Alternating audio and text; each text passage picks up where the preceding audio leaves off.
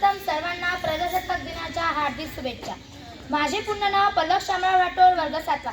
सर्वप्रथम सर्वांना मी सांगू इच्छिते की माझी बोलीभाषा बंजारा असल्यामुळे मराठीमध्ये माझे शब्दांचे उच्चार व्यवस्थित होत नाही, त्यामुळे आपण मला समजून घ्याल अशी अपेक्षा ठेवते व माझ्या भाषणाला सुरुवात करते। व्यासपीठावर उपस्थित सर्व मान्यवर व माझे गुरुजन वर्ग व सर्व उपस्थित विद्यार्थी मित्रांनो, सर्वांना माझा नमस्कार। आज 26 जानेवारी भारताचा प्रजासत्ताक दिन। प्रजासत्ताक दिन म्हणजे प्रजेची सत्ता सुरू झालेला दिवस।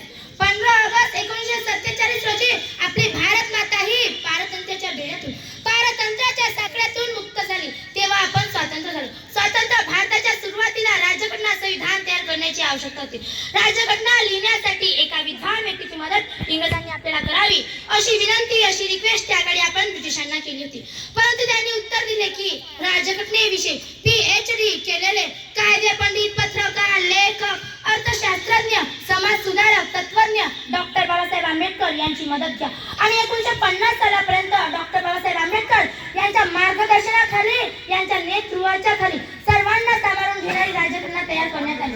आणि त्या राज्यघटनेच्या नियमानुसार 26 जानेवारी 1950 सालापासून आपला भारत देश प्रगतीच्या, विकासाच्या आणि समृद्धीच्या मार्गावर वाटचाल करू लागला। अत्यंत बिकट परिस्थिती बाबासाहेबांचे बालपण गेले।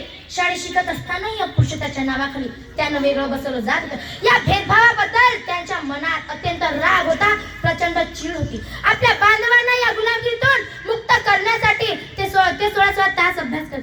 लाखो बांधवाचे जीवन आनंदही झाले। यासाठी खूप कष्ट घेतले। उत्कृष्ट शिक्षण घेण्यासाठी ते लंडनलाही गेले। उत्कृष्ट शिक्षण घेण्यासाठी ते लंडनला गेले। अत्यंत अडचणी असताना, परिस्थिती बिकट असताना, पैशांचा भाव नसताना आणि कुणाची साथ नसताना हे करणे सोपे नव्हतं, परंतु प्रचंड आत्मविश्वास, दुर्बल इच्छाशक्ती आणि कठोर परिश्रम याद्वारे डॉक्टर बाबासाहेब आंबेडकर प्रत्येक अडचणी मात्र केली। लंडनमध्ये लायब्ररी सकाळी 8 वाजता उघडायची, परंतु तिथे आजच्या आधी उपस्थित राहायचे। ते रात्री लायब्ररी बंद होईपर्यंत अभ्यास करायचे। ते एकच टाइम जेवायचे, जेवण त्यांच्या खिशात असायचा। 4 घास जेवणावरही भूक भागावी लागायची। आपल्या बांधवांना या गुलामगिरीतून मुक्त करण्यासाठी ते 16 तास अभ्यास केले। लाखो बांधवाचे जीवन आनंदही जावे यासाठी खूप कष्ट घेतले। त्यांनी तर समाजासाठी केले, हो, पण आपण आपल्या कुटुंबासाठी करू शकत नाही का? आपण आपल्या आई वडिलांचं कुटुंब, आपण आपल्या आई वडिलांचं आयुष्य, कुटुंबाचं आयुष्य आनंदी जावे यासाठी आपण कष्ट करू शकत नाही का? मित्रांनो, एक गोष्ट लक्षात ठेवा, आपला जन्म जरी गरीब कुटुंबात झाला असेल ना, तर त्यात आपली काही चूक नाही, परंतु आपल्या आई वडिलांचं म्हातारपण जर गरीब गेला ना, तर त्या फक्त आणि फक्त आपली आणि आपली चुका। मित्रांनो, डॉक्टर बाबासाहेब आंबेडकर त्यांनी त्यांच्या जीवनात अनेक प्रश्न तोंड दिले, अनेक वाईट प्रश्न समोर जावे लागले, पण त्या महान मानवाने वाक्य सिद्ध करून दाखवले, जेवढा तुमचा रस्ता खडक होतो तेवढ्या तुमच्या रस्त्यात काठे, तेवढेच तुमचे यश मोठे, तेवढेच तुमचे यश मोठे। मित्रांनो, डॉक्टर बाबासाहेब आंबेडकर यांच्याबद्दल 2 शब्द बोलायचे वाटते की बहुत मुश्किल है उस व्यक्ति को गिराना, कि बहुत मुश्किल है उस व्यक्ति को गिराना जिसने ठोकरों ने चलना सिखाया, जिसने ठोकरों ने चलना सिखाया। आणि अशा विद्वान व्यक्तींना आपल्या भारताचं संविधान लिहिण्याची संधी मिळाली। जगातील सर्वात मोठं संविधान आपल्या भारत देशातील आणि जगातील सर्वात मोठं संविधान आपल्या भारत देशातील। यानंतर सदैव श्रीमती इंदिरा गांधी, आदरणीय अटल बिहारी वाजपेयी आणि धाडसी नेतृत्वाचे माननीय श्री नरेंद्र मोदी असे अनेक चांगले पंतप्रधान भारत देशात लाभले आणि भारत देशात प्रगतीच्या मार्गावर निघाला। प्रगतीच्या मार्गावर धावणाऱ्या भारत देशाला मित्रांनो अनेक वाईट प्रश्नांना तोंड द्यावी लागली। 1991 साली भारतात अशी परिस्थिती आली होती की भारतातील सर्व विदेशी मुद्रे संपुष्टात आले होते।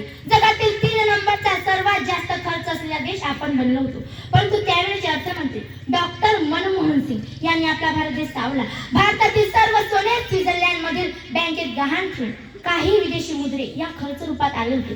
सोने की चिडिया नावानेच भरात ओळखल्या भारत देशाला मित्रांनो अशी बिकट परिस्थिती पाहिली होती की तिथपासून तर आजपर्यंतचा प्रवास म्हणजे जगातील 3 नंबरचा कर्जबाजारी देश। जगातील 80 झेपे घेतोय। येणाऱ्या काही वर्षात भारत माता ही 3री अर्थव्यवस्था आहे, परंतु मित्रांनो आपल्याला 3री अर्थव्यवस्था समाधान द्यायचं नाही, तर ती आपल्याला आपल्या काळातून 2ऱ्या क्रमांकावर न्यायची आहे। 2ऱ्या क्रमांकावर चीन आहे।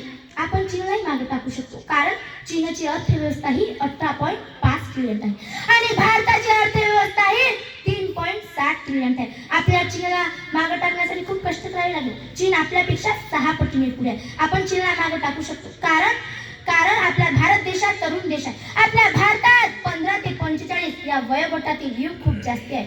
आणि चीन हा म्हातारा देश आहे. चीनमध्ये युगाचं प्रमाण खूप कमी आहे. त्यामुळे आपण चीनला मागे टाकू शकतो. एके वर्षी रशिया आणि युक्रेनचा युद्ध झाला. जगाचे 2 भाग झाले. अशा वेळी आपल्या भारतातले काही विद्यार्थी युक्रेनमध्ये शिक्षण घेत होते. जगाचे 2 भाग झाले असतानाही सुद्धा आपल्या भारताचे प्रधानमंत्री माननीय श्री नरेंद्र मोदी यांनी रशिया आणि युक्रेनला फोन केला, तुमचे युद्ध थांबवा, आम्हाला आमचे विद्यार्थी बाहेर काढायचे. आणि मित्रांनो 24 तास सुद्धा युद्ध बंद राहिलं. आणि अशी परिस्थिती झाली, पाकिस्तान मधले विद्यार्थी सुद्धा हातात भारताचा झेंडा घेऊन बोलो भारत माता की जय अशी घोषणा करत बाहेर निघाले. आज आपला भारत देश विश्वगुरु बनतोय. युग दिन जगभरात साजरा केला जातोय. जगातील सर्वात मोठं सृजन आपल्या भारत देशाचं झालं. भारतीय ऋषी मुनींनी प्रत्येक महामंत्रासाठी ओम हा शब्द वापरलाय. आणि आता कुठे नासाला समजलं की पृथ्वीच्या रोटेशनमधून जो ध्वनी निर्माण होतो ना तो ओम आहे. मित्रांनो यावरून एक लक्षात येतो, आपण पूर्वही विश्वगुरु होतो, आजही विश्वगुरु आणि पुढेही आपणच विश्वगुरु राहणार. पूर्वीच्या काळी गुरुकुलमध्ये आपल्या शिष्यांना ऋषी मुनी शिष्यांना संस्कृत बनवत असतात. श्रीराम, श्रीकृष्ण, अर्जुन, गौतम बुद्ध, छत्रपती शिवाजी महाराज हे सगळे थोडे व्यक्तीतूनच निघाले. अगदी त्याचप्रमाणे मलाच वाटते आपले शिवाजी विद्यालय हे सुद्धा एक गुरुकुलच आहे. आम्हाला घडवण्याचं, आम्हाला निकळण्याचं, सावरण्याचं काम करते ते म्हणजे आमचे शाळेचे मुख्याध्यापक माननीय श्री जयस्वाल सर. थकणं, थांबणं, विश्रांती, आराम हे सगळे शब्द आहे ना सरांच्या डिक्शनरी मध्ये नाही हो. म्हणतात ना जसा राजा तशी प्रजा. आमच्या शाळेचे मुख्याध्यापकच थकत नसतील तर आमचे गुरुजन वर्ग कसे थकणार. ते आम्हाला घडवण्यासाठी खूप मनापासून काम करतोय. या सर्व गुरुजन वर्गासाठी मित्रांनो एक जोरदार टाळ्या होऊ द्या. गुरुजन वर्ग आपण आम्हाला घडवण्यासाठी खूप मनापासून काम करतोय. या सर्व विद्यार्थ्यांच्या वतीने मी आपल्या शिक्षकांना प्रणाम करतोय. मला बोलण्याची संधी दिल्याबद्दल मी सर्वांचे खूप आभारी आहे. अशा गुरुजन वर्गामुळेच आपला भारत देश पुढे जातोय. आपल्याला भारत देशाची जोरदार घोषणा द्यायची आहे. दुसऱ्या देशात तर जे काय करतो पण आपल्यालाही मागे राहायचं नाही. तर माझ्यासाठी नाही तर देशासाठी बोलो भारत माता की, बोलो भारत माता की, वंदे वंदे.